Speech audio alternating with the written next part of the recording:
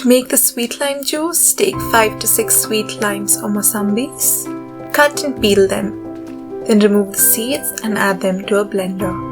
Depending on the sweetness of your mosambis, add some sugar. I have added 4 tablespoons of sugar. Now blend this. The next step is to strain the juice using a strainer. Pour the blended juice into the strainer and stir.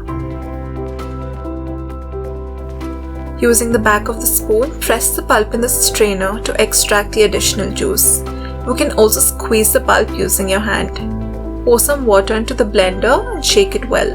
Then pour this into the strainer. Continue stirring and pressing. When you think it's done, discard the pulp and pour the juice into glasses. You can add ice cubes at this point. Since the weather was chilly, I decided it best not to add ice. Do not keep it in the refrigerator as it will become bitter as time passes.